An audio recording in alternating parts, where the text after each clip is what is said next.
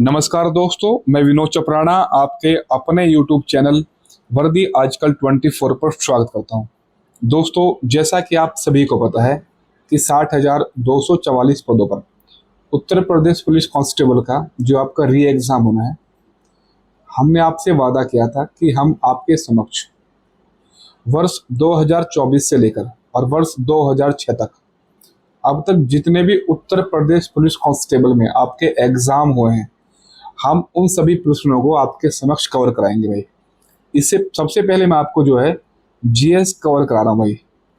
अभी तक हमने क्या है 2024 से लेकर और 2017 तक लगभग आपके 15 पालियों में जितने क्वेश्चन पूछे हैं, चाहे वो आपका री एग्ज़ाम हो, चाहे वो आपका एग्ज़ाम ऐसा एग्ज़ाम जिसमें बच्चों को नियुक्ति पत्र मिला हो, मैं लगभग आपके समक्ष 15 एग्ज़ाम आपके 15 पालियां आपके समक्ष करा चुका हूं। आज ही हमारा 16वें नंबर का एग्जाम होगा। इससे पहले मैं आपको बताऊं कि पहले आपके 38 क्वेश्चन पूछे जा रहे थे भाई जीएस में, वर्ष 2024 से लेकर और 2017 तक। लेकिन जो आपका ये 2014 वाला एग्जाम था भाई, ये जो आपका 2014 वाला एग्जाम था, इसमें आपके 80 क्वेश्चन पूछे गए थे भाई जीएस के। ठीक है, तो सबसे पहले हम जो है 2014 वाले एग्जाम को भाई कवर करेंगे। ठीक है भाई, अब समय को बर्बाद ना करते हुए हम अपने पहले क्वेश्चन की तरफ बढ़ते भाई। आज का हमारा पहला क्वेश्चन है, किस राज्य के हाई कोर्ट में वर्ष 1971 से पहले राज्य में बसे सभी नागरिकों को, यानी बांग्लादेशी नागरिकों को, भारतीय नागरिक माना है? ठीक है, तो इसका आंसर होगा आपका मेघालय। आपको पता है कि बांग्लादेश जो है, बांग्लादेश, इसकी सीमा भारत के किन किन राज्यों से लगती है वो देख दें भाई। नंबर 1 है असम, नंबर 2 आपका त्रिपुरा,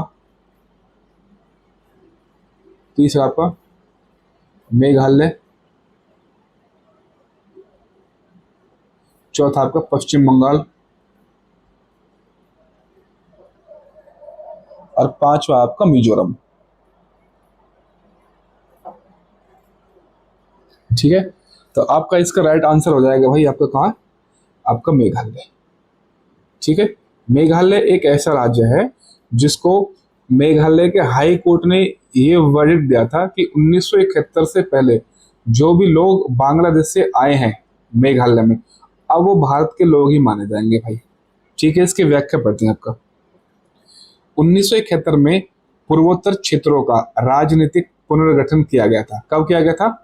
1971 में। ये क्वेश्चन आपसे पूछ रहा था भाई, जिसे पूर्वोत्तर क्षेत्र यानी पुनर्गठन अधिनियम 1971 द्वारा लाया गया था। मेघालय हाईकोर्ट ने 24 मई 1971 में यह निर्णय दिया कि मेघालय में बसने वाले बांग्लादेशी नागरिक भारतीय नागरिक माने जाएंगे भाई। ठीक है, तो अब पहली बात तो बांग्लादेश से लगने वाली है 5 आपके क्या है स्टेट है। त्रिपुरा के बारे में क्या खास बात है कि त्रिपुरा एक ऐसा राज्य है जो तीन तरफ से बांग्लादेश से आपका लगता है भाई। क्या बांग्लादेश से कोई सीमा भी टच है? तो भाई 3 बीघा कॉरिडोर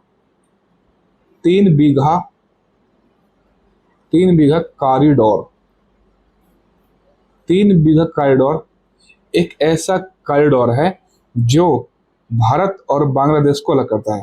आपका बांग्लादेश को अलग करता है। क्या कोई संविधान संशोधन भी होता है बांग्लादेश को लेकर? क्या? हाँ, तो 100वां संविधान संशोधन। कौन सा? 100वां संविधान संशोधन हुआ था बांग्लादेश से कि कुछ क्षेत्र जो बांग्लादेश के इंडिया में रह गए थे, हमने वो बांग्लादेश को दे दिए, और कुछ जो बांग्लादेश के क्षेत्र इंडिया में थे, हमने वो जो अपने देश में ले लिए भाई। ठीक है, आई होप आपको चीजें समझ में आई होंगी भाई। अगले क्वेश्चन की तरफ बढ़ते हैं भाई। आपका क्वेश्चन नंबर 2 आपका कि तीस्ता नदी का जल विवाद किस देश के साथ है? हमारे देश और बांग्लादेश के साथ आपका तीस्ता नदी जल विवाद है। तीस्ता नदी भारत के सिक्किम राज्य से निकलकर, यानी आतो ये हिमालय से, लेकिन सिक्किम राज्य से निकलकर पश्चिम बंगाल से होते हुए बांग्लादेश की जमुना यानी ब्रह्मपुत्र नदी में मिल जाती है। सिक्किम के साथ उत्तर पश्चिमी बंगाल के 5 जिलों में करीब 1 करोड़ लोग इस नदी पर खेती और अपनी अन्य जरूरत को लिए निर्भर है। इस नदी के पानी से संबंधित विवाद भारत व बांग्लादेश के मध्य है। एक समझौता भी हुआ था 1983 में, 1983 में एक समझौता भी हुआ था, जिसे हमने भारत और बांग्लादेश के तहत भारत और बांग्लादेश,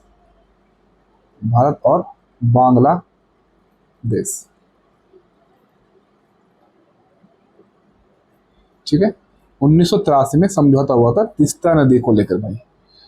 आ रही बात समझने आपको? ठीक है भाई, आगे बढ़ते हैं भाई। तीसरे नंबर का जो क्वेश्चन आपका वो करंट अफेयर का भाई, उसको नहीं करेंगे हम। चौथे नंबर का जो क्वेश्चन है उसको भी नहीं करेंगे, लेकिन हमें जो है इन क्वेश्चनों से एक बात समझने को मिल रही है कि भारतीय, देखो क्वेश्चन है, भारतीय विदेश मंत्री सुषमा स्वराज ने प्रथम दौरा किस देश के साथ किया। यानी जब भी नई सरकार बनती है, जैसे अभी मोदी की सरकार बनी है आपकी, मोदी जी की, अभी जहां मोदी जी सबसे पहले जाएंगे, जिस देश में जाएंगे, वो क्वेश्चन आपके लिए बहुत ज़्यादा इंपॉर्टेंट हो जाएगा भाई। तो आपको जो है मोदी जी पर बिल्कुल क्या है, नज़र गड़ाए रखनी है भाई, क्योंकि वहां से क्वेश्चन आपका पूछा ही जाता है भाई। अगले क्वेश्चन की तरफ बढ़ते भाई। कौन सा राज्य नक्सलवाद प्रभावित नहीं है? तो पहली बात तो आपको पता होना चाहिए कि कौन कौन से राज्य हैं जो नक्सलवाद प्रभावित हैं। मुख्यतः ये 7 राज्य माने जाते हैं जो आपके नक्सलवादी क्षेत्र हैं। इसमें से सबसे पहले आपका जो गुजरात के नीचे महाराष्ट्र, ये ले लेंगे हम, महाराष्ट्र,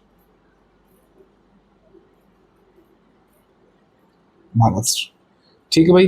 फिर हम जो है पूर्वी घाट की तरफ से जाएंगे। यहाँ पे आपका एक राज्य पड़ता है तमिलनाडु के उत्तर में, आंध्र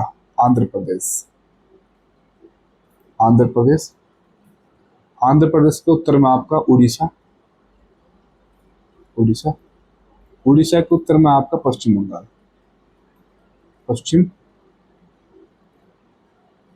बंगाल। एक जो आपका उत्तर भारत का बिहार से डिवाइडेड होना आपका छत्तीसगढ़ का, सॉरी झारखंड का, ठीक है। एक और है जो एमपी से डिवाइडेड होना है, छत्तीसगढ़। तो ये आपके 7 राज्य हैं जहां पे आपके नक्सलवाद क्षेत्र है भाई। तो अब देख लेंगे, महाराष्ट्र आपका क्षेत्र प्रभावित है, झारखंड प्रभावित है, छत्तीसगढ़ प्रभावित है, लेकिन गोवा आपका नक्सलवादी क्षेत्र प्रभावित नहीं है भाई, ठीक है। अब शब्द आइए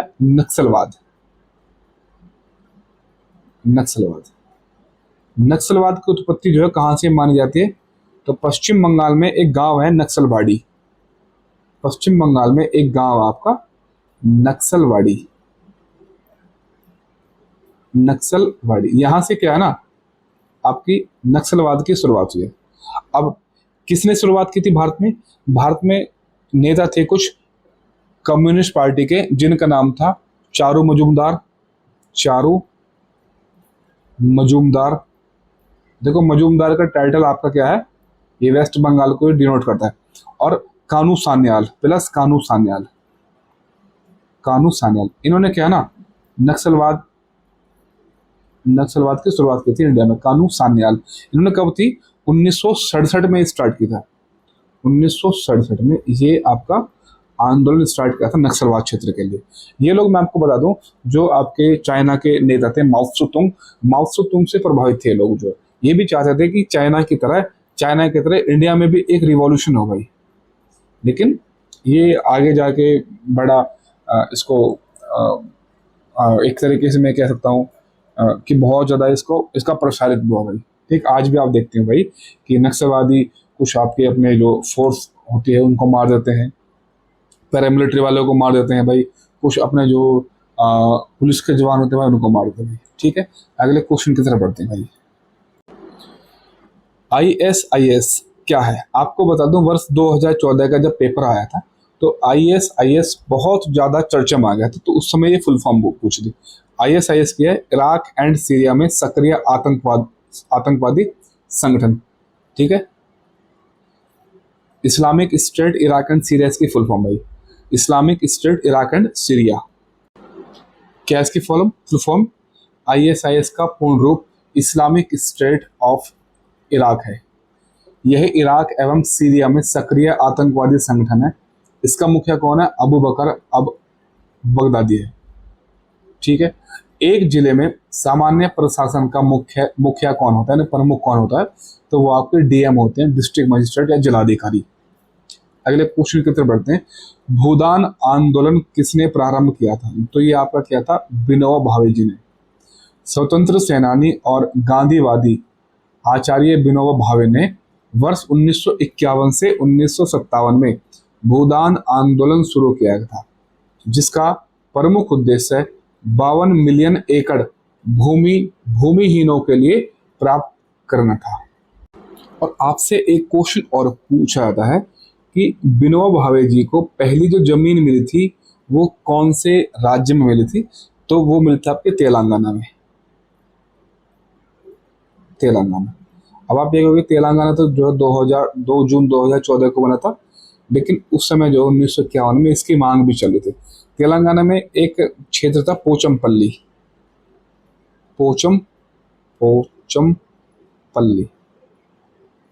पोचमपल्ली गांव था आपका। पोचमपल्ली गांव से सबसे पहले उनको क्या है? जमीन मिली थी दान में भाई। आगे बढ़ते हैं भाई। अगला क्वेश्चन है, स्वतंत्र भारत का अंतिम गवर्नर जनरल कौन था? तो ये थे आपके C राजगोपालाचारी। इसके व्याख्या पढ़ते हैं। स्वतंत्र भारत के अंतिम गवर्नर जनरल तथा प्रथम भारतीय गवर्नर जनरल C राजगोपालाचारी यानी चक्रवर्ती राजगोपालाचारी 2 जून 1948 से लेकर 26 जनवरी 1950 थे, जबकि स्वतंत्र भारत के पहले गवर्नर लॉर्ड माउंटबेटन थे। देखो भाई थोड़ा समय का अभाव है, इस पर थोड़ी सी ज्यादा चर्चा नहीं करेंगे भाई, नहीं तो टॉपिक से भाई डिफ्लेक्ट हो जाऊंगा भाई। अगले क्वेश्चन की तरफ बढ़ते हैं। भारत के संविधान में कुल कितने भाग हैं?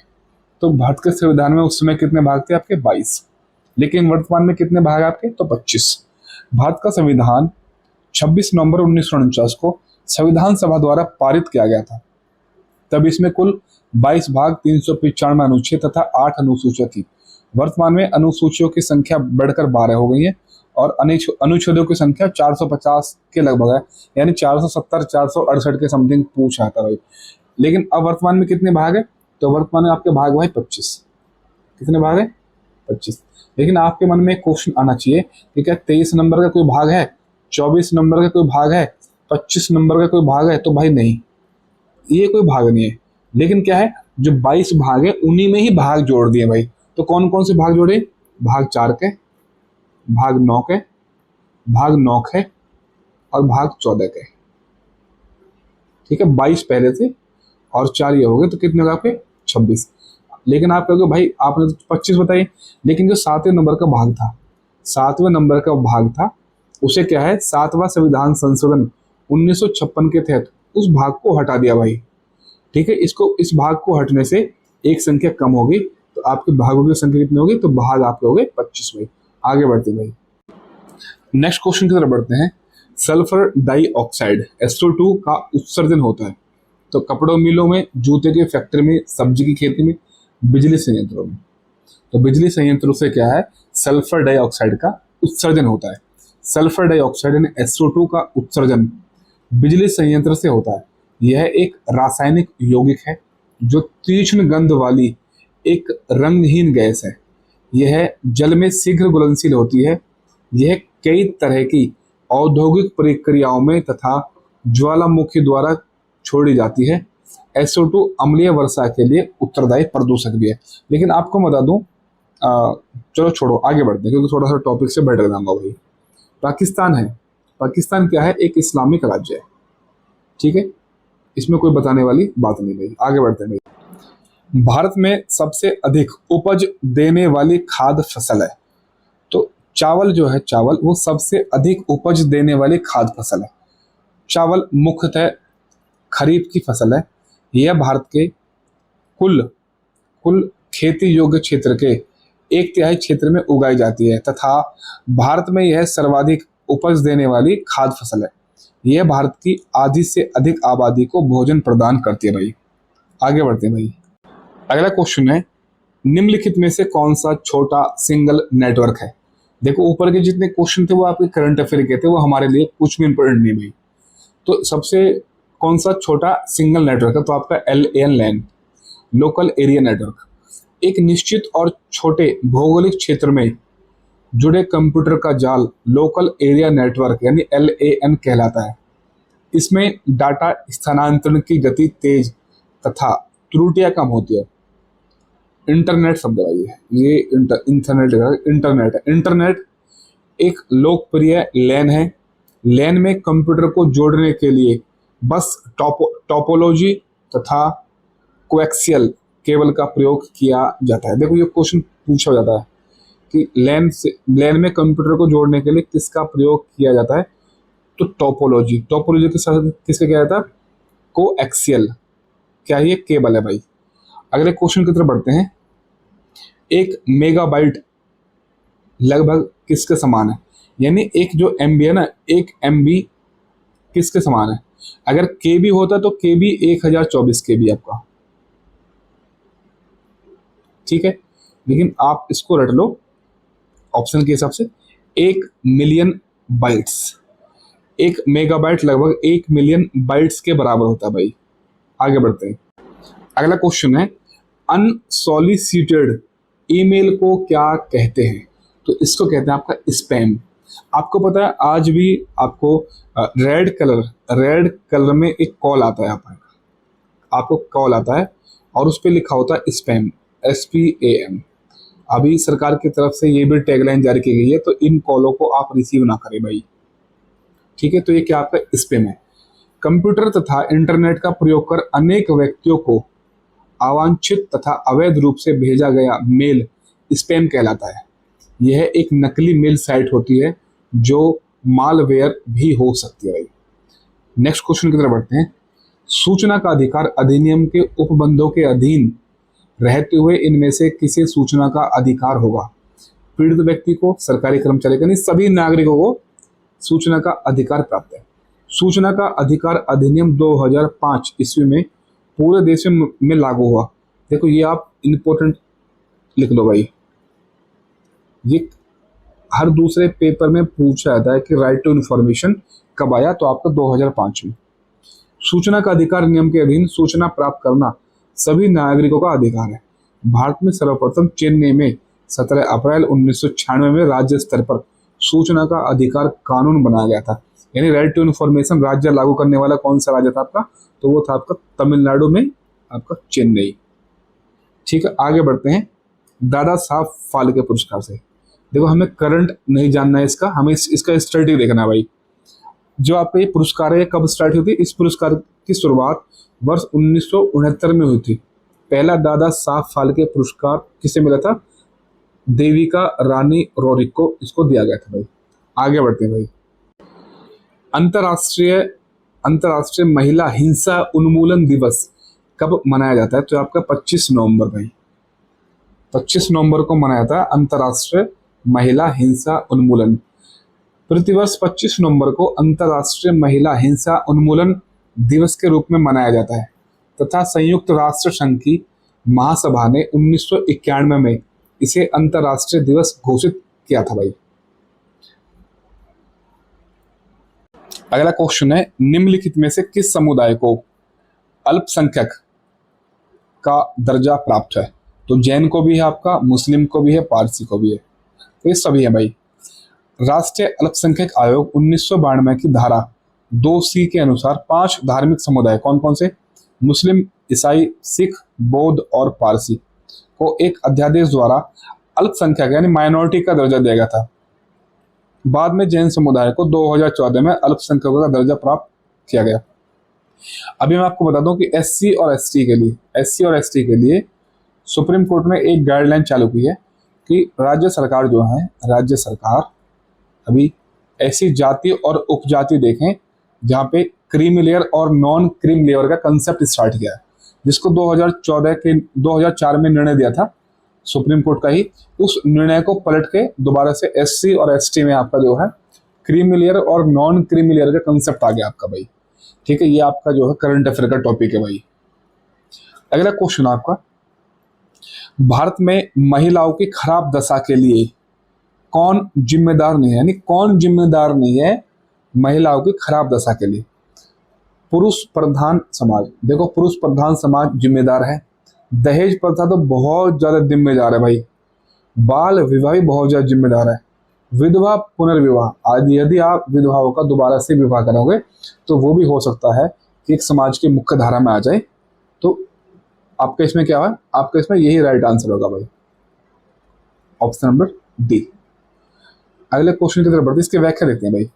विधवा महिलाओं की स्थिति को सुधारने हेतु ईश्वर चंद्र विद्यासागर के प्रयासों के फलस्वरूप 1856 में विधवा पुनर्विवाह अधिनियम पारित हुआ, जिससे कि महिलाओं को पति की मृत्यु के बाद दूसरा विवाह करने की कानूनी अनुमति प्राप्त होगी।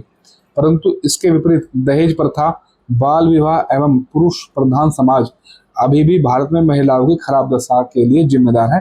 लेकिन ये जो आपके थे ना ईश्वर चंद्र विद्यासागर जी, इन्होंने क्या है ना, विधवाओं का दोबारा से विवाह कराया था आपका। आगे बढ़ते हैं, छोड़ो। भारत का सिलिकॉन वैली, यानी सिलिकॉन वैली कहाँ है? तो ये आपका बंगलौर कर्नाटक में। कर्नाटक राज्य की राजधानी बंगलुरु को भारत के सिलिकॉन वैली के नाम से जाना जाता है। उचित परिवेश एवं संसाधनों के कारण यहाँ पर सर्वाधिक सूचना प्रौद्योगिकी कंपनियां स्थापित हैं, यानी आईटी सेक्टर की कंपनियां आपके बेंगलोर में ही है, जिसके कारण इसे यूएसए की सिलिकॉन वैली के तर्ज पर इसे भारत के सिलिकॉन वैली कहा जाता। यानी सिलिकॉन वैली है कहाँ एक्चुअल में? तो अमेरिका में। अब एक क्वेश्चन और पूछता है, साइलेंट वैली। साइलेंट वैली या आपकी शांत घाटी, आपकी साइलेंट वैली कहाँ है? आपकी केरला में, केरल। और सिलिकॉन वैली कहाँ? आपकी बेंगलुरु कर्नाटक में। आगे बढ़ते हैं भाई। पहली कंप्यूटर भाषा कौन सी विकसित की गई? तो ये थी आपकी फोर्ट्रॉन। जॉन बेकस व आईबीएम के संयुक्त प्रयासों से 1957 में आविष्कृत उच्च स्तरीय कंप्यूटर भाषा फोर्ट्रॉन है, जिसका प्रयोग जटिल गणितीय गणनाओं को आसानी से हल करने में प्रयोग किया जाता है। अगला क्वेश्चन है, साधारण नमक क्या है? तो ये क्या है? आपका सोडियम क्लोराइड, NaCl। साधारण नमक का रासायनिक नाम सोडियम क्लोराइड यानी NaCl है। समुद्री जल साधारण नमक की प्राप्ति का महत्वपूर्ण स्रोत है। अगला क्वेश्चन है, विद्युत का सबसे अच्छा चालक कौन सा है? वैसे तो विद्युत का सबसे अच्छा चालक क्या है? तो चांदी होता है, लेकिन चांदी क्या महंगे होने के कारण आपका ऑप्शन लगा देंगे हम कॉपर को, क्योंकि चांदी है ना तो चांदी लगाते। लोहा, सिलिकॉन, कॉपर तथा सिरामिक में से तांबा विद्युत का सबसे अच्छा चालक है, यानी जिसमें विद्युत सबसे अच्छा प्रभावित हो, इलेक्ट्रिसिटी। चांदी तांबे से अधिक सुचालक होती है, यानी चांदी में तांबे से अच्छा करंट जाता है, यानी चांदी जो है वो तांबे से अच्छी चालक है, लेकिन अधिक महंगी होने के कारण यह अधिक उपयोगी नहीं है भाई। आगे बढ़ते हैं। किस राज्य में महिलाओं का मुख्य वेश साड़ी नहीं है? देखो, उत्तर प्रदेश तो उसका होगा नहीं, क्योंकि आप हमारे घरों में अपनी माताओं को और दादियों को देखते होंगे वो साड़ी पहनती हैं।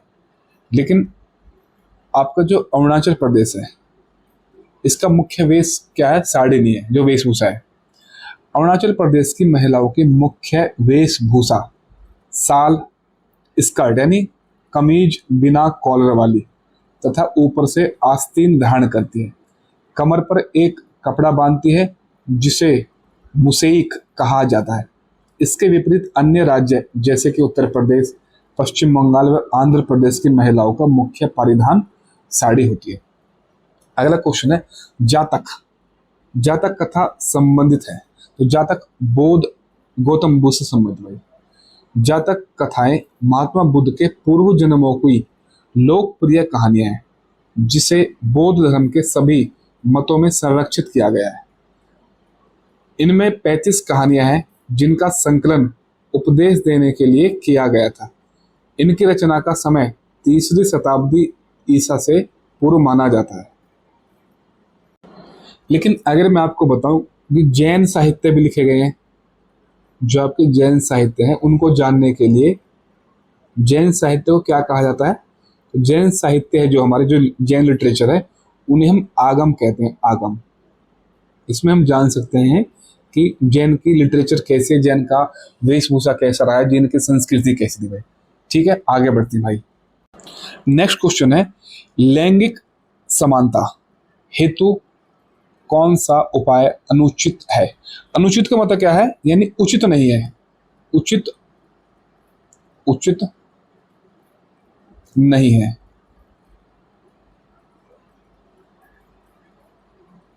ठीक है, यानी आप जो लैंगिक समानता है, यानी आप महिला और पुरुष में कब विभेद नहीं करोगे। तो ऑप्शन देखते हैं। ऑप्शन नंबर 1 है महिला सशक्तिकरण यानी वुमेन एम्पावरमेंट, दूसरा है समान वेतन, तीसरा दहेज विरोधी कानून। तो ये आपको ठीक लग रहे होंगे, लेकिन जो चौथे नंबर का ऑप्शन है ना कि घर से बाहर जबरदस्ती काम पर भेजना, ये क्या है, ये लैंगिक समानता का उपाय नहीं है, ये क्या इसके विपरीत माना जाता है। आगे बढ़ते हैं भाई। भारत की पूर्व की ओर देखो यानी लुक ईस्ट पॉलिसी कब प्रारंभ हुई थी? तो ये 90 के दशक में हुई थी आपकी। 90 के दशक में पीवी नरसिम्हा राव की सरकार द्वारा अपनाई गई विदेश नीति, जिसका उद्देश्य भारत द्वारा दक्षिण पूर्व एशिया के देशों के साथ बड़े पैमाने पर आर्थिक और सामरिक संबंधों को विस्तार देने और इस क्षेत्र में चीन के प्रभुत्व को संतुलित करने के लिए के उद्देश्य से बनाई गई थी। लेकिन 2014 में क्या है, इस लुक ईस्ट पॉलिसी को क्या है, एक्ट ईस्ट पॉलिसी के नाम कर दिया। यानी अब देखो नहीं, अब कार्य करो भाई।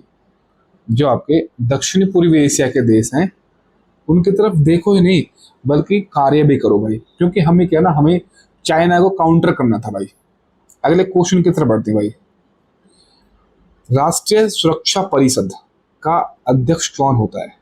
तो ये आपके प्रधानमंत्री होते हैं। राष्ट्रीय सुरक्षा परिषद का अध्यक्ष प्रधानमंत्री होता है। इसकी स्थापना 1998 में की गई थी। इसका सचिव राष्ट्रीय सुरक्षा सलाहकार होता है।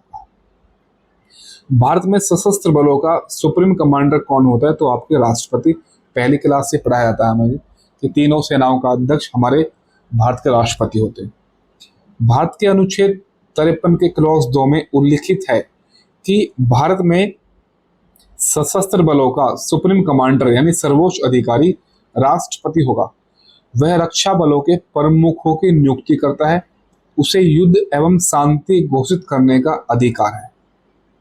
अगला क्वेश्चन है 1922 में महात्मा गांधी ने असहयोग आंदोलन क्यों वापस ले लिया? तो आपको पता है कि चोरा चोरी कांड हुआ था। चोरा चोरी में हिंसात्मक घटना के कांड 5 फरवरी 1922 को हुआ था, चोरा चोरी कांड। असहयोग आंदोलन का संचालन स्वराज्य की मांग को लेकर किया गया था। यह आंदोलन गांधी जी द्वारा 1 अगस्त 1920 में किया गया था।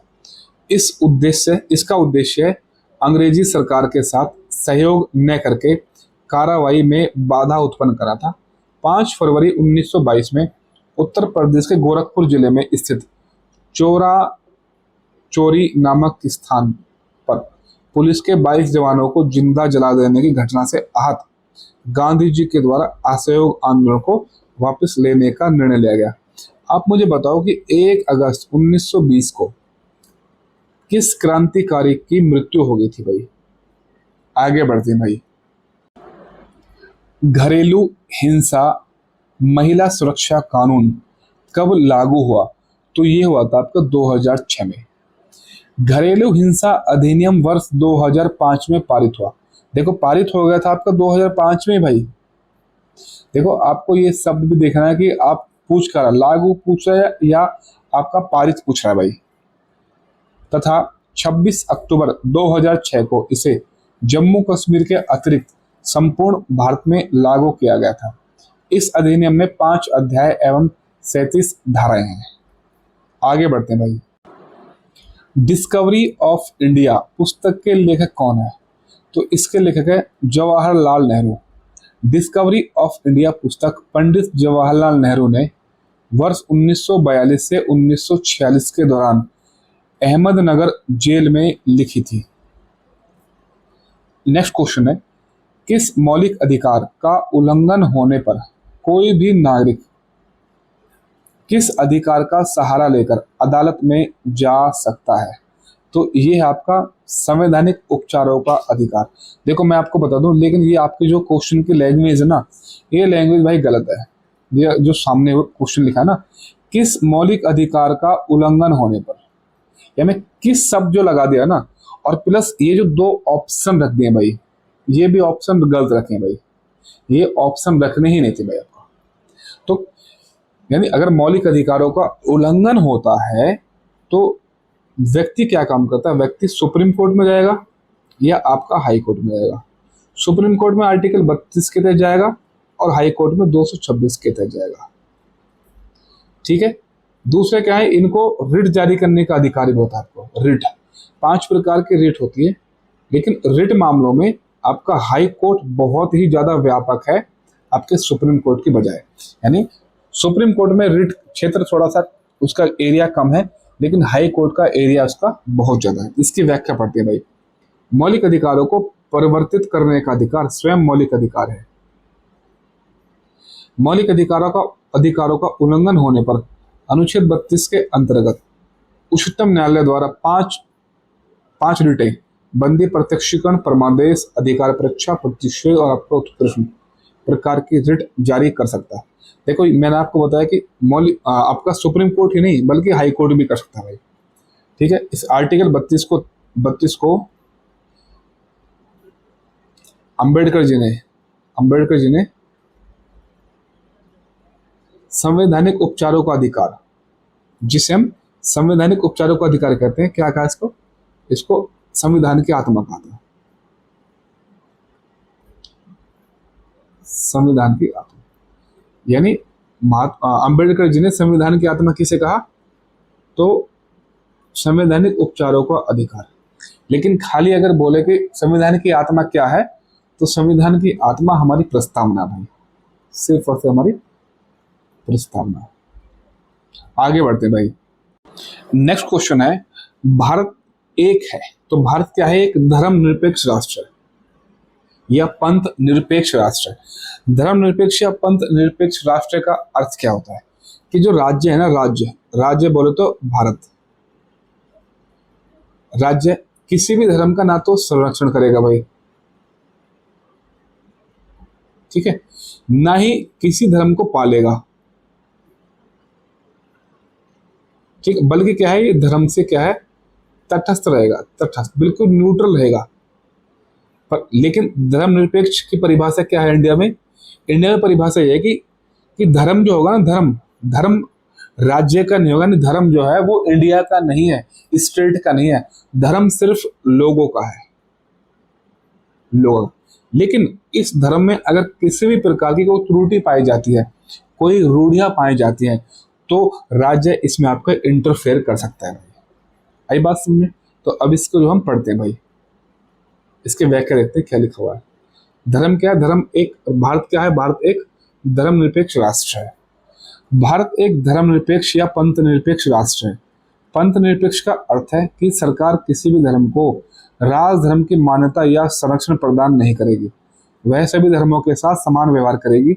भारतीय संविधान के 42वें संविधान संशोधन 1976 के द्वारा संविधान की प्रस्तावना में समाजवादी, पंथ निरपेक्ष और अखंडता जैसे 3 शब्द आपके जोड़े गए थे। अगला क्वेश्चन है, लोकसभा में राज्यों को किस आधार पर सीटें आवंटित की गई? तो जनसंख्या के आधार पर आपको सीटें मिले भाई। लोकसभा में ही नहीं, जितने भी आपके लोकसभा हो, विधानसभा हो, उसमें सीटें आपकी जो है जनसंख्या के आधार पर है। जैसे आपके उत्तर प्रदेश में सबसे ज्यादा जनसंख्या है यूपी में, तो सबसे ज्यादा सीट यूपी में है कि आपको पता है कि 80 सीट आपकी जो है लोकसभा में, 31 आपके राज्यसभा में, 403 या 404 आपकी जो है विधानसभा में, और 100 आपकी विधान परिषद में। ये सीटें सबसे ज्यादा हैं। क्यों? क्योंकि जनसंख्या का आधार है भाई। आधार क्या है? जनसंख्या। क्या जनसंख्या 2011 की जनगणना के इतने जोड़ेंगे? तो भाई नहीं, जनसंख्या हम जोड़ेंगे 1971 में जितनी जनसंख्या थी उसी के आधार पर हम सीटों का आवंटन भी करेंगे भाई। आगे बढ़ते हैं भाई, इसकी व्याख्या पढ़ देता हूं। संविधान के अनुच्छेद 81 में उल्लिखित है कि राज्यों को लोकसभा की सीटों का आवंटन राज्य की जनसंख्या के अनुपात में किया गया है। वर्तमान लोकसभा सदस्यों की संख्या 1971 की जनगणना के आधार पर निर्धारित की गई है। लोकसभा सदस्यों की संख्या में 2026 तक कोई परिवर्तन नहीं किया जाएगा। यानी जो लोकसभा की सीट 80 है वो 80 ही रहेंगे। कब तक? 2026 तक भाई। नेक्स्ट क्वेश्चन आपका, अखिल भारतीय सेवाओं की नियुक्ति कौन करता है? तो हमारे राष्ट्रपति करते हैं भाई। अखिल भारतीय सेवाओं की नियुक्ति राष्ट्रपति द्वारा की जाती है। संविधान के अनुच्छेद 309 के अनुसार संघ या राज्य की सेवा करने वाले व्यक्तियों की भर्ती और सेवा की शर्तें दी गई हैं। कहाँ? भर्ती एवं सेवा शर्तें अधिनियम 1963 में भाई। कुछ क्वेश्चन आपके जो है क्या है, ये करंट अफेयर के भाई, इनको हम नहीं पढ़ेंगे भाई। हाँ, लेकिन इसको पढ़ेंगे भाई कि स्वच्छ भारत मिशन की शुरुआत कब की गई थी? महात्मा गांधी जी या आपके लाल बहादुर शास्त्री जी के जन्म दिवस पर 2 अक्टूबर 2014 से इसकी शुरुआत हुई। स्वच्छ भारत अभियान भारत सरकार द्वारा आरंभ किया गया राष्ट्रीय स्तर का अभियान है। इसका उद्देश्य गलियों, सड़कों तथा अधोसंरचना को साफ सुथरा करना है। यह अभियान महात्मा गांधी के 150वीं जयंती 2 अक्टूबर 2014 को आरंभ किया गया था। सूचना का अधिकार, देखो मैंने आपको बता दिया, आपका पीछे सूचना का अधिकार और आपका जीएसटी, ये आपका भाई बिल्कुल भी पीछा छोड़ने वाला नहीं है। और महिलाओं से संबंधित जितने भी अधिनियम है, उनके साथ भ्रष्टाचार, उनके साथ बलात्कार, जितने भी आपके अधिनियम है ये आपके पूछे जाएंगे भाई। सूचना का अधिकार कब लागू हुआ था? तो 12 अक्टूबर 2005। सूचना का अधिकार अधिनियम 12 अक्टूबर 2005 से लागू हुआ। उस समय राष्ट्रपति कौन थे? अब्दुल कलाम आजाद। बहुत इंपॉर्टेंट क्वेश्चन भाई, जिन कितने परीक्षाओं में पूछा गया कि जिस समय जो सूचना का अधिकार अधिनियम आया तो उस समय राष्ट्रपति कौन थे? तो अब्दुल कलाम। आगे बढ़ेंगे। अरे ये क्वेश्चन आ गए। तो सूचना का अधिकार विधेयक निम्न में से किस राष्ट्रपति के शासनकाल में लागू हुआ? तो अब्दुल कलाम। भारत और रूस का संयुक्त उपक्रम क्या है? तो ये आपकी ब्रह्मोस। ठीक है, भारत की जो ब्रह्मपुत्र नदी है उसमें क्या भारत की नदी है ब्रह्मपुत्र और रूस की है मोस्कवा। और इसके नाम पे क्या रखा गया? ब्रह्मोस। तो ब्रह्मोस मिसाइल किस किस का आपका संयुक्त उपक्रम है? भारत और रूस। आगे बढ़ते भाई। नेक्स्ट क्वेश्चन है, भारत में सर्वप्रथम 2 अक्टूबर 1959 में पंचायती राज व्यवस्था कहां से प्रारंभ हुई थी? तो पंचायती राज व्यवस्था आपका राजस्थान के नागौर जिले से हुई थी भाई। इसकी व्याख्या पढ़ते हैं। पंचायती राज व्यवस्था की अवधारणा को सर्वप्रथम 2 अक्टूबर 1959 को राजस्थान के नागौर जिले में लागू किया गया था। इसका प्रमुख उद्देश्य क्या है? राष्ट्र का लोकतांत्रिक विकेंद्रीकरण था। अब यानी पहला जो राज्य था पंचायत राज अपनाने वाला वो था आपका राजस्थान। अगर आपसे पूछे कि सेकंड राज्य कौन सा था, तो सेकंड राज्य आप लगा दोगे आंध्र प्रदेश। किस लिए? पंचायत राज व्यवस्था अपनाने वाला। पंचायत राज व्यवस्था को 73वां संविधान संशोधन 1992 में आपको क्या है? संवैधानिक मान्यता मिली।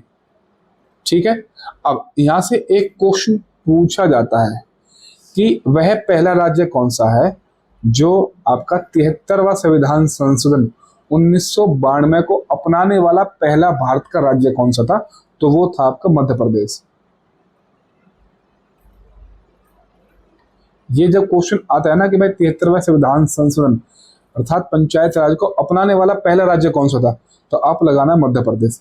खाली अगर पूछा जाए कि पंचायत राज को अपनाने वाला पहला राज्य कौन सा था, तो आप लगा दोगे राजस्थान। जिला कौन सा था? नागौर। और सेकंड था आपका आंध्र प्रदेश। आर्टिकल 40 आपका इसमें दिया गया पंचायत राज से संबंधित है, जो कि आपका गांधीवादी लक्षण है। गांधीवादी इसका लक्षण है। गांधी जी ने कहा था कि अगर आपको पूरा इंडिया देखना है तो आपको गांव गांव घूमना ही पड़ेगा भाई। आगे बढ़ते हैं भाई। केंद्र की कार्यपालिका शक्ति निहित होती है। तो केंद्र की कार्यपालिका शक्ति राष्ट्रपति में निहित होती है। संविधान के अनुच्छेद 53 में उल्लिखित है कि संघ की कार्यपालिका शक्ति राष्ट्रपति में निहित होगी। संघ की कार्यपालिका शक्ति का विस्तार उन विषयों तक है जिन पर विधि बनाने की शक्ति संसद को प्राप्त है। यानी जो आपकी केंद्र की कार्यपालिका शक्ति है वो राष्ट्रपति में निहित है। राष्ट्रपति चाहे तो खुद उसको कर ले या अपने किसी अधिकारी के थ्रू उस कार्य को करा ले, ठीक है भाई। लेकिन जो वास्तविक शक्ति है वो आपके प्रधानमंत्री में ही होती है भाई। आगे बढ़ते हैं भाई। एक क्वेश्चन आपका करंट अफेयर का है। जैव विविधता की दृष्टि से भारत में कौन सा स्थान धनी है? तो आपका कौन सा? पश्चिमी घाट। भारत में जैव विविधता की दृष्टि से पश्चिमी घाट सर्वाधिक धनी है। यह स्थान दुनिया के सबसे महत्वपूर्ण हॉटस्पॉट में एक है। अब ये जो शब्द आया है हॉटस्पॉट, हॉटस्पॉट क्या है? यानी जैव विविधता, यानी बहुत सारी जीवों की विविधता। यानी मान लो ये ऐसा कोई क्षेत्र है और इस क्षेत्र में जीवों की विविधता होनी चाहिए, यानी कुत्ता, बिल्ली, मगरमच्छ या कोई पेड़ सिकोया सेम्परविरेंस या आपका यूकेलिप्टस या बबूल, यानी स्थानीय प्रजाति भी हो वहाँ की। ये स्थानीय प्रजाति ऐसी हो कि और किसी देश में ऐसी प्रजाति ना पाई जाती हो। लेकिन क्या है, इन प्रजातियों पर संकट भी होना जरूरी है भाई। इन प्रजातियों पर संकट भी हो और ये प्रजाति और किसी ग्रह पर ना पाई जाती हो और इन पर संकट भी हो और ऐसा भी प्रतीत हो कि ये प्रजाति अगले कुछ वर्षों में लुप्त प्राय हो जाएंगी भाई। हमारे इंडिया में क्या है, 4 हॉटस्पॉट है भाई। कितने हॉटस्पॉट है? 4 हॉटस्पॉट है। आपका सबसे ज्यादा है पश्चिमी घाट।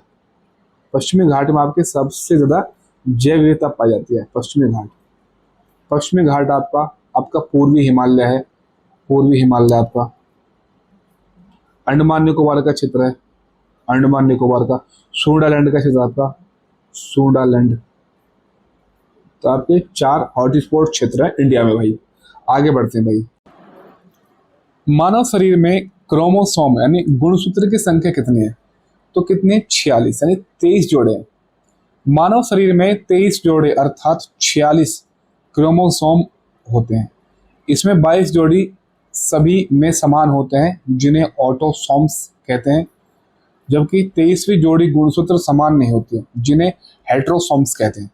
इन्हीं के द्वारा मनुष्य में लिंग का निर्धारण होता है, इसलिए इन्हें लिंग गुणसूत्र भी कहते हैं। ये पुरुषों में XY तथा स्त्री में XX होते हैं। देखो गुणसूत्र होते कितने हैं भाई? 23 जोड़ी। अब मान लो मेरी और आपकी उत्पत्ति कैसे हुई।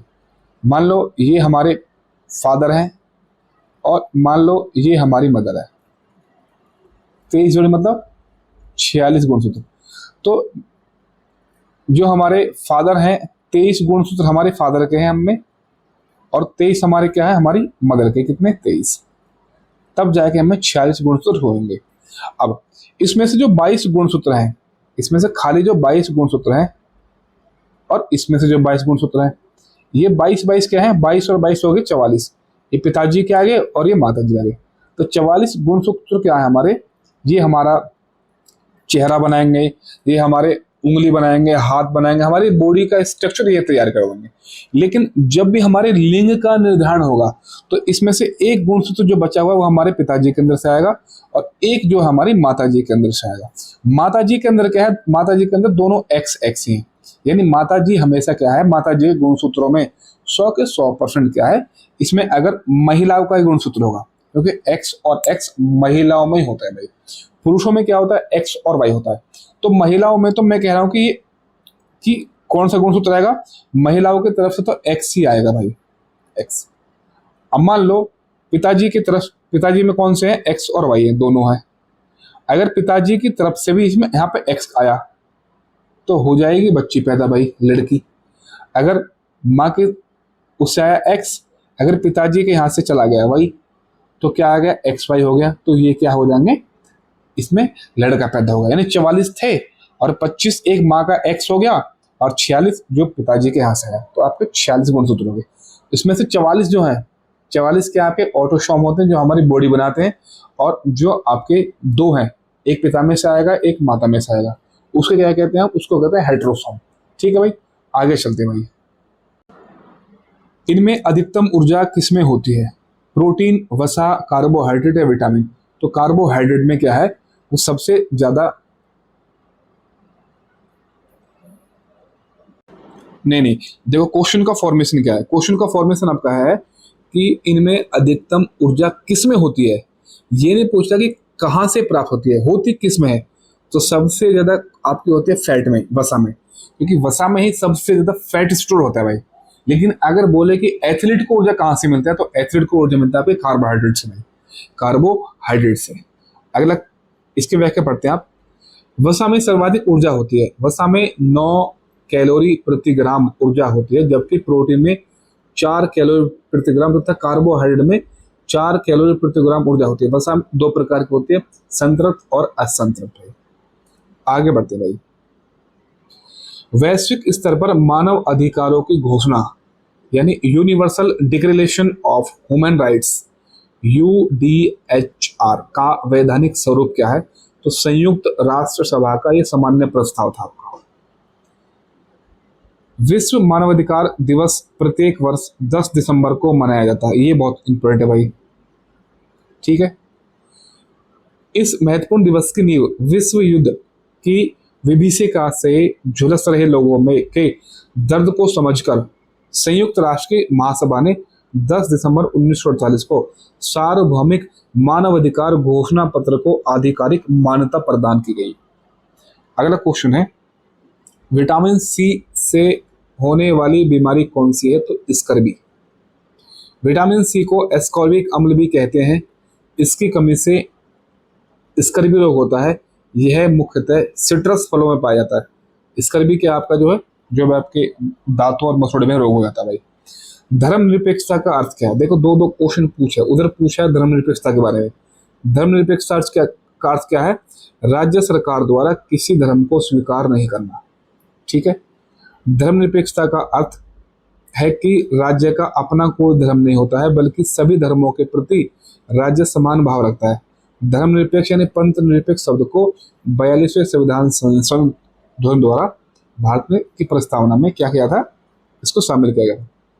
देखो फिर धर्म से क्वेश्चन पूछा है, धर्म की स्वतंत्रता का अधिकार किस अधिनियम में है? तो आर्टिकल 25 से 28। धर्म की स्वतंत्रता का अधिकार मौलिक अधिकार है, जिसे अनुच्छेद 25 से 28 में परिभाषित किया गया।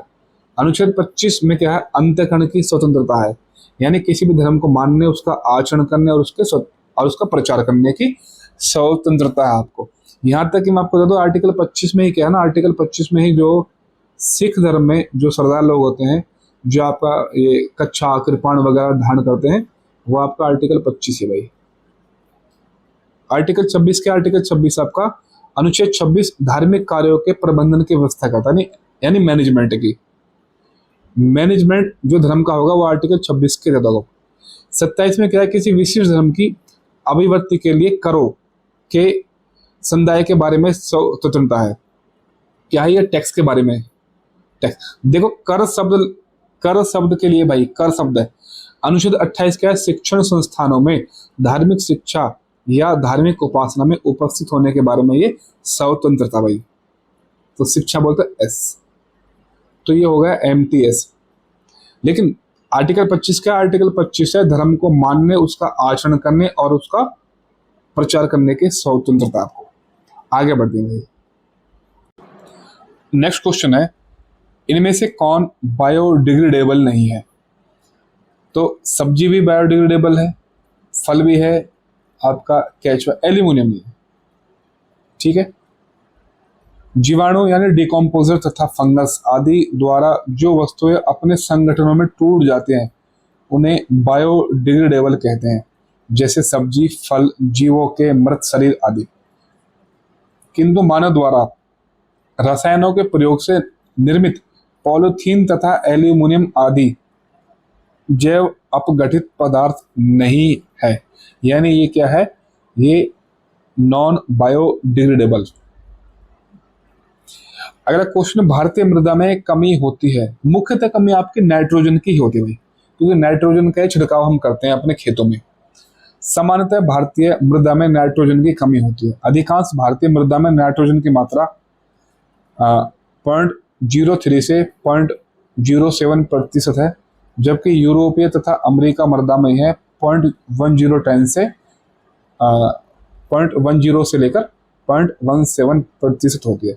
देखो वैसे वैसे एक ऑप्शन इसमें फास्फोरस भी दे रखा है, फास्फोरस की भी कमी होती है। तीन चीजों की होती है, ह्यूमस, फास्फोरस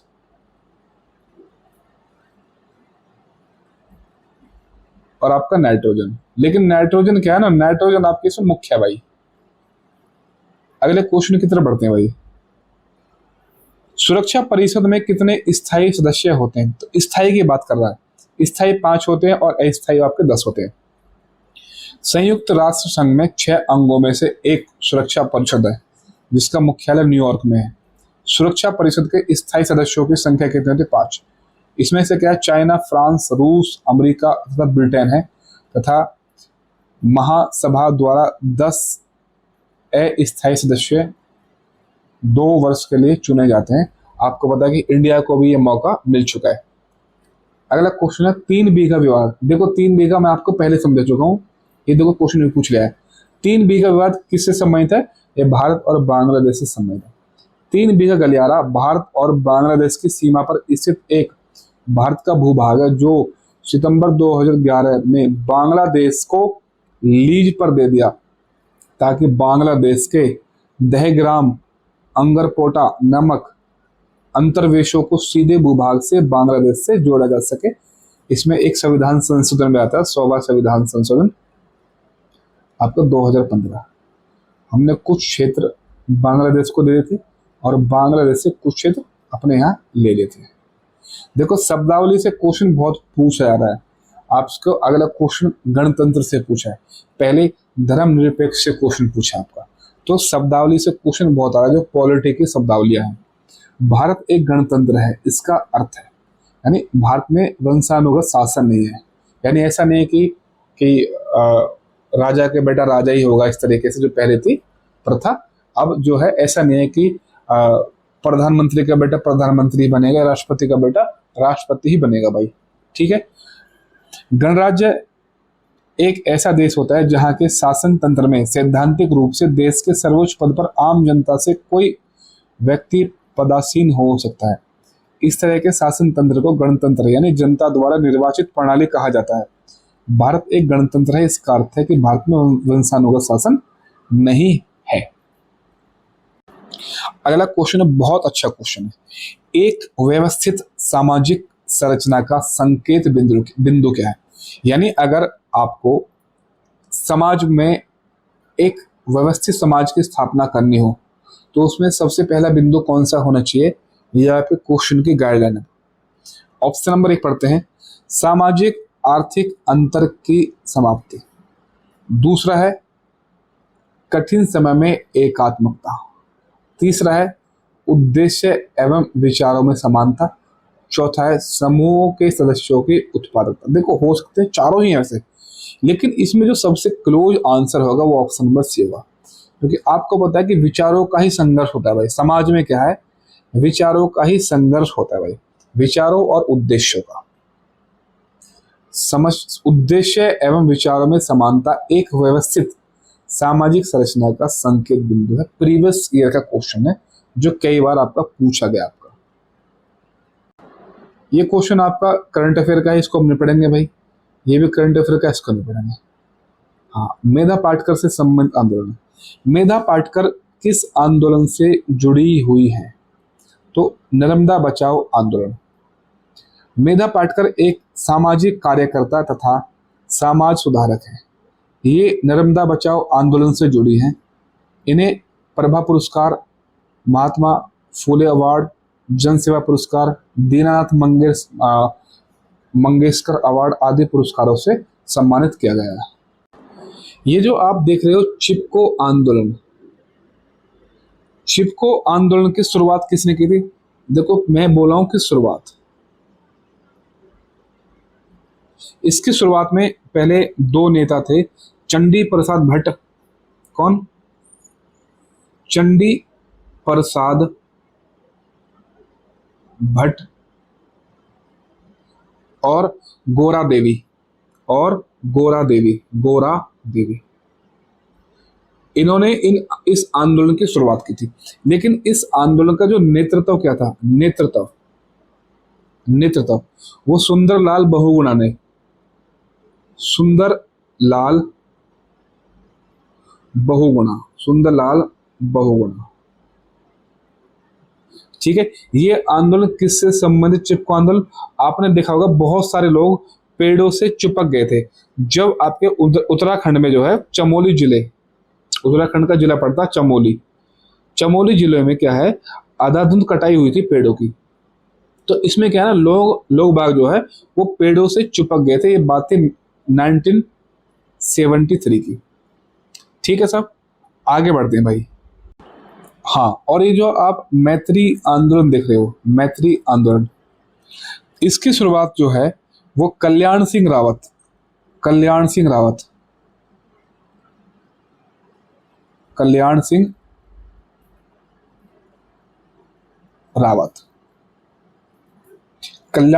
ने 1995 में की थी भाई, 1995 में।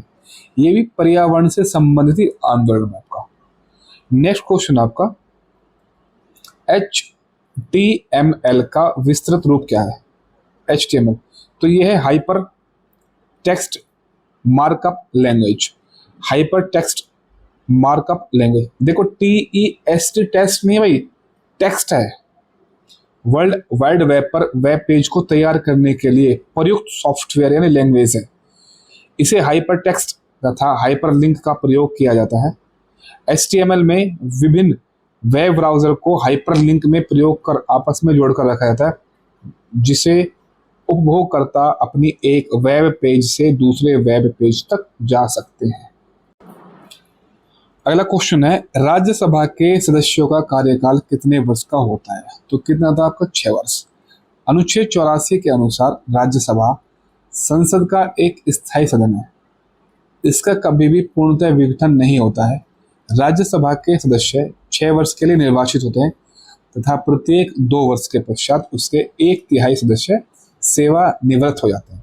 नेक्स्ट क्वेश्चन है, बोको हराम कहाँ का आतंकवादी संगठन है? तो ये कहाँ का? नाइजीरिया। बोको हराम अफ्रीकी देश नाइजीरिया का एक आतंकवादी संगठन है। इस संगठन का आधिकारिक नाम जमाते अहली सुतरा ली दावती वल जिहाद है। उत्तरी पूर्वी शहर मैडुगुरी में इस संगठन का मुख्यालय था और यहाँ रहने वाले लोगों ने इसे बोको हराम का नाम दिया था। भारतीय संविधान के किस अनुच्छेद के अंतर्गत प्रत्येक नागरिकों को अपनी मानवीय गरिमा से जीने का अधिकार है? तो आर्टिकल 21 है। आर्टिकल 21 में क्या है आपका? स्वच्छ वायु, रहना, खाना पीना, अपनी मर्जी से जितने भी सारे कार्य करने, लेकिन वो कार्य संविधान के उल्लंघन के लिए ना हो भाई। वो भी एक क्या है, वो एक दायरे में होने चाहिए भाई। संविधान के अनुच्छेद 21 में प्राण एवं दैहिक स्वतंत्रता का अधिकार दिया गया है। इसके अंतर्गत प्रत्येक नागरिकों को गरिमापूर्ण जीवन जीने का मौलिक अधिकार प्राप्त है। यह स्वतंत्रता सभी व्यक्तियों यानी नागरिकों और गैर नागरिकों को प्रदान की गई है। लोकसभा का कोरम कुल सदस्य संख्या का कितना होता है? तो कितना होता है? 1/10 होता है आपका कोरम। कोरम का तात्पर्य है कि लोकसभा की बैठकों के लिए कम से कम 1/10 सदस्यों की उपस्थिति अनिवार्य है। यह भारतीय सदन का प्रथम सदन होता है। वर्तमान में लोकसभा की संख्या कितनी है? 545 नहीं है, अब 543 हो गई है, जब से आपका 2 एंग्लो इंडियनों को हटा दिया गया। ठीक है, अगला क्वेश्चन जो आपका फिर ये करंट अफेयर का भाई। ठीक है भाई, तो भाई ये थे आपके आज के कितने क्वेश्चन? आपके 80 क्वेश्चन। इसमें आपके कुछ करंट अफेयर के क्वेश्चन भी थे भाई, और स्टैटिक तो आपके थे। करंट अफेयर को हमने नहीं किया भाई, आपके स्टैटिक को हमने तैयार किया। मैं आप सभी को बता दूं भाई, आपके जो प्रीवियस ईयर के क्वेश्चन ना, वो आपकी क्या, वो आपकी तैयारी को बिल्ड करते हैं भाई, वो आपकी तैयारी को बिल्ड करते हैं, वो दिखाते हैं कि आपकी तैयारी किस लेवल की है भाई। और प्रीवियस ईयर के क्वेश्चनों से ही आप अंदाजा लगा पाओगे कि हाँ आगामी परीक्षा में किस प्रकार से क्वेश्चन पूछे जा सकते हैं। आपके 38 से 39 क्वेश्चन पूछे जाएंगे जीएस के। 20 क्वेश्चन तो भाई नॉर्मल आएंगे जो सब लोग कर लेंगे भाई। 20 से 30 की क्षमता वाले वो लोग होंगे जिनकी तैयारी थोड़ा अच्छी है। लेकिन मैं ये बता रहा हूँ कि 30 से 35 भी आप कर सकते हो भाई। अगर आपकी तैयारी बहुत ही अच्छी है तो 30 से 35 करना कोई बड़ा गेम नहीं है भाई। अगर आपकी करंट अफेयर पे अच्छी पकड़ है, उत्तर प्रदेश करंट अफेयर पे आपकी अच्छी पकड़ है, उत्तर प्रदेश जीएस पे आपकी अच्छी पकड़ है, तो स्टैटिक पोर्शन तो भाई इतना ज्यादा हार्ड नहीं पूछता आपका। ठीक है भाई। तो आई होप भाई आपको चीजें समझ में आई होंगी भाई। जब अब हम जो इसके बाद नेक्स्ट आपका जो आपकी परीक्षा है उसको स्टार्ट करेंगे। ठीक है भाई। तो जय हिंद, जय दो, जय हिंद, जय भारत। और भाई आपका कोई भी सुझाव हो, आपका किसी भी प्रकार से कोई भी सुझाव हो तो भाई प्लीज आप मुझे बताओ कमेंट में भाई। ठीक है भाई। दोस्तों मैं अपनी वीडियो को विराम देता हूँ भाई। थैंक यू भाई।